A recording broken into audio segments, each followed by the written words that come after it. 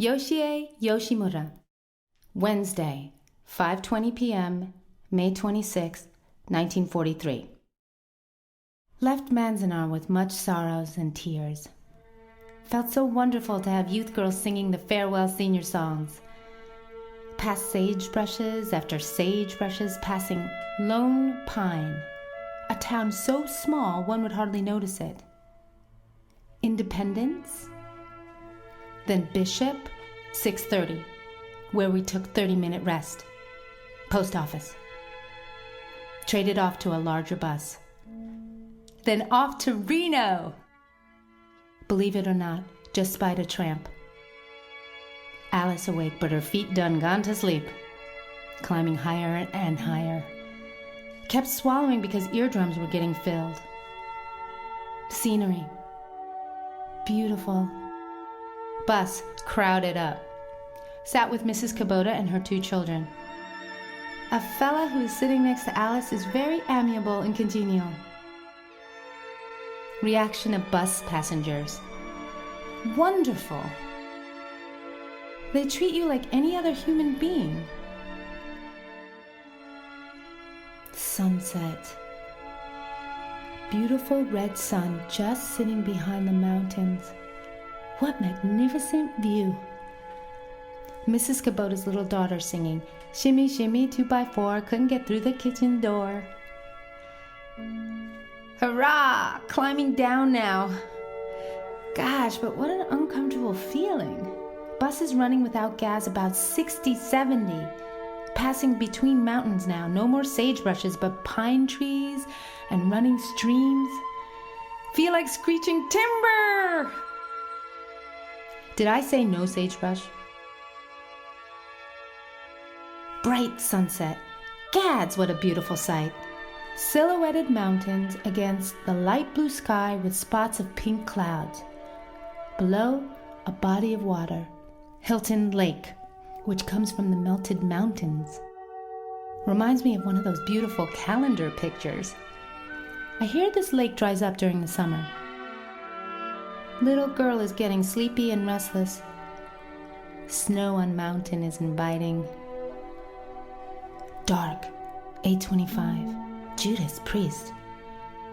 Place we're passing now actually looks like Yosemite with fir trees galore. Perfect picnic grounds. Wonder if a deer would be roaming about. It'd fit the scenery. 9:20. Zoons! Whoopee! We just reached a town consisting of cafe and cabin inn. That's all.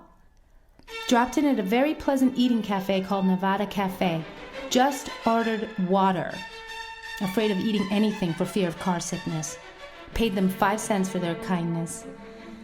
It's grand to think that there are lots of people in the world with no prejudices at all. Baby of Mrs. Kubota is now voluptuously drinking pint of milk. Poor kids, they must be awfully tired.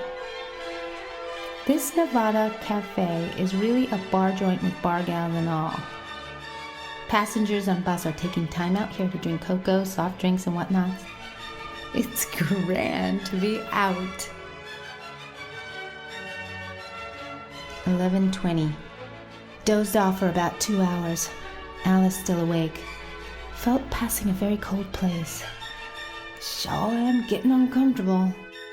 Woke up to find a little girl car sick and throwing up. Poor kid. It was an angel from heaven gift for Mrs. Tanaka of the hospital, sat right next to her. All quiet on the Western Front. Still traveling full force. Shall try to resume precious sleep. Dark as heck now. Can't see. Wonder how I'm taking notes. Woke up to find ourselves in Carson City, Nevada, at 12 p.m. sharp. Baby is coughing away, hoping he gets better by tomorrow. My tailbone's starting to ache a little. Doggone us descendant of apes. Otherwise, all's well on the Western Front. Judas, we are in Carson City now. Size about Montebello. We'll be stopping for 15 minutes. Oh me, oh my. Past Bowers Ranch, all lit up in bright lights. It's between Carson City and Reno. He is supposed to have been the richest man in U.S., believe it or not. Must be near now. Another stretch and then Reno. Peepers are full awake now and excited to reach. Still reminiscing about the folks. Completely dark until 1:15 a.m. Out of the darkness, a flickering of lights were to be seen. 'Twas the city of Reno. Reno reached 1:40, a bright city throughout the early morning hours. Many gambling places, but people are not taking part. I thought Reno was a notorious little town, but is just another American town. We stayed at the depot washing up and changing clothes for the train ride, which was scheduled for 5:40. Meanwhile, wrote cards to people back in Manzanar and had a bite to eat. Must have been the coffee back in Carson City or the X-Lax still working on me, for my tummy is quite upset. 5:40, oh me, oh my, no sight of the Challenger. I hear it had a little trouble and would be scheduled late. Really tiresome, so Alice and I went around town touring and trying to shop some candies for the folks, but all the stores were closed excepting the liquor joints and clubs. 6:10, more waiting. Red Cap says it'll be about 7:30 before it actually comes in. 2 hours late, but finally comes in about 7:45. It's wonderful, my controllable patience. Couldn't find any seats for the soldiers had occupied 3/4 of the train. Finally, after hectic searching, luckily, Alice and I found a seat. We had seats together. Must be near noon. I'm pretty hungry. Been passing sun-backed plains and sagebrushes after sagebrushes. Once in a while, a running stream and a little red schoolhouse. Have no idea where we are. Soldiers in compartments are good boys. Of course, majority of them are stewed up, but no harm or harsh words. In fact, they are trying to talk to us. I think I'll be coy for just a little while longer.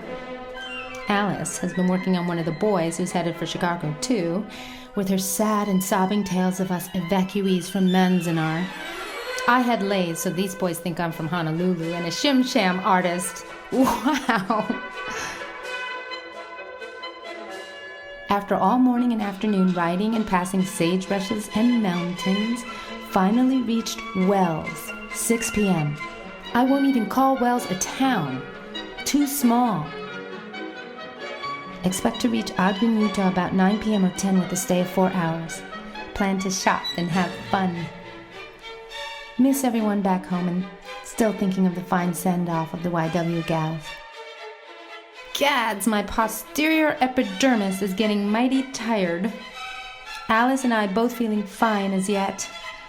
No sign of ear sickness. 6 p.m. Made friend with a very charming soldier man by the name of Alan Edwards. He talked with us about 30 minutes about Japanese problems and Camp McCoy and other interesting subjects. He certainly is an admirable fella. Asked us to dinner and Alice and I graciously accepted. Discouragingly, we stood in line for an hour and found out that there was no more food left when we reached the door. He felt so sorry for us that he is asking us to a USO in Ogden, Utah. Quite a conversational, amiable fella. Soldiers all in all are thoughtful, but there is one who has visited his soldier friend in this compartment and he is overdrunk and out of his common sense. Insists we are from Ali Hi Mama and singing foolish songs such as Gurgly Gurgly Gurgly Glob. We didn't pay attention to him, so he peeved up a little drinking. Here's to the Japanese Navy! It hurt me pretty much. What a shameful example he made for the rest of the fine soldiers. Dusk, May 27. Sky turning to a beautiful deep blue, with the spacious rolling plains and high mountains. Thinking of home again. Must be in the state of Utah by now. Ogden, Utah will be reached about 9:20. 10:30. No Ogden. We are way behind schedule. Soldiers drunk as ever. They all insist Alice and I are from Maui, Hawaii. We insist we are not, but better not to argue. One boy apologized for the behavior of these boys, but we can take care of them. Ogden, Utah, 10 p.m. Reached Ogden and stayed for about 20 to 30 minutes. Weather? Fine. Alan Edwards asked us to go to a USO in Ogden. We started out, but due to changing of schedules, we found out it was a little too late to stay because of time limit. We hurried back to our train and somehow got lost and were frantic. Alan and a fellow by the name of Vincent boarded us on the Challenger, which felt like an unfamiliar train. We were all quite nervous by then because the train had begun to move. We walked to the back compartment and found our baggage and seats. It was the right train. Woo! What a close call. Never again will I leave a train without making sure of myself. Slept straight through, excepting for one time I woke up and found Alice talking to the ticket man. I must have been talking in my sleep. Incidentally, Alice talked in her sleep too. Couldn't make out what she said. All the boarders in our compartment sleeping like a log. 4:30 a.m. Eyes open to find everyone still fast asleep. Wanted to be the first one in the latrine, so washed my dirty sooted face and brushed my teeth. Advised anyone traveling on the Challenger to dress casual and in dark colors. My white shirt is by now dark as coal. 6 a.m. Had breakfast in the Pullman diner, which was hitched onto the last compartment last night. A rather expensive one for 50 cents. Eggs, tea, toast. Sat across two sailors, but was too happy eating food to be conversational. All morning, just rode passing through sagebrushes and backyards of little towns. 1:30 p.m. Reached Cheyenne, capital of Wyoming. A fairly large, old-fashioned town from where we saw it. Half of train left for transfers. All Chicago-bound passengers boarded now, and so we have room enough now to get another seat for bringing tonight in comfortably. Fell off unexpectedly. Not prepared for it at all. Finally got some cloth and feeling okay now. More riding through grazing cattle land and farmland we are now passing. Should reach Omaha, Nebraska about 5. 4:45. Stopped at a town called Ogallala. A quaint town with lots of motels, and these motels are ultra streamlined. So far, the description of a town has been 2 stores, a gasoline station, 2 to count. Onwards for Omaha. 6:10. Reached North Platte, stopping for a short 10 minutes rest. Fellas all went out to buy mags and cold drinks. Alice and I too afraid to step out from the experience at Ogden.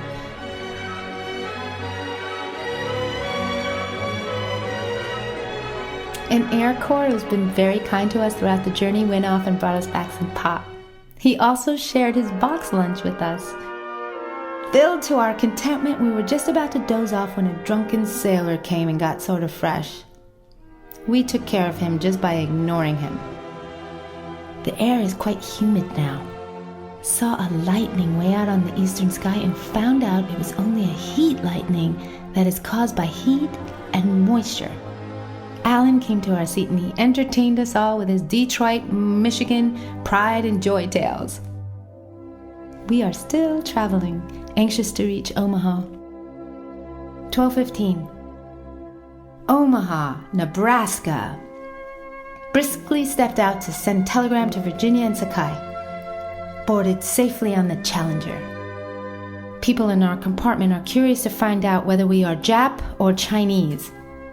We beat around the bush, but come out in the end triumphant by telling them we are American of Japanese ancestry, just coming from Manzanar Relocation Center. They are sympathetic and somewhat understanding and very inquisitive.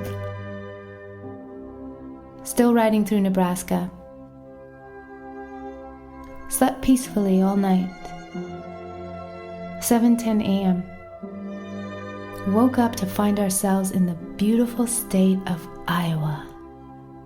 Further east we go, we find the plains getting greener than ever. I am happy and glad I am alive and free to see all the grandeur of nature, streams, rolling green plains, cattle lazily grazing on the grass, farmhouses you would only find in pictures. Oh, why can't one always live in a novel? Chicago by 12 noon today. Reached Clinton 10:50. 11 past the most spacious and gorgeous lake from the view of the train.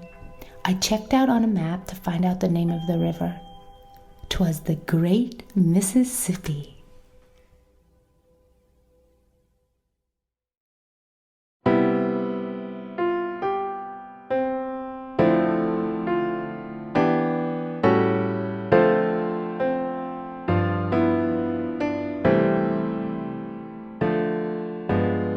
This will be my shining hour, calm and happy and bright.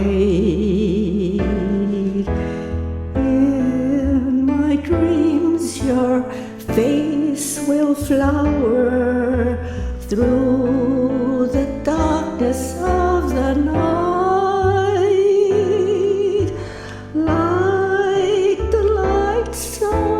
Home before me, or an angel watching o'er me. This will be my shining hour till we meet once again.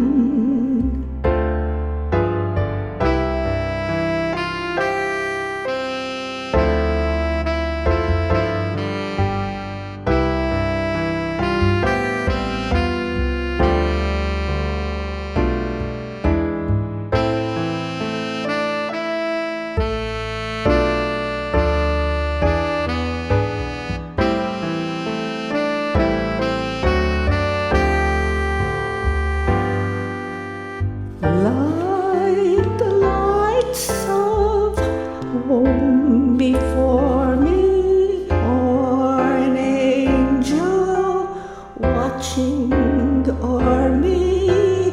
This will be my shining hour till we meet once again. Till we again.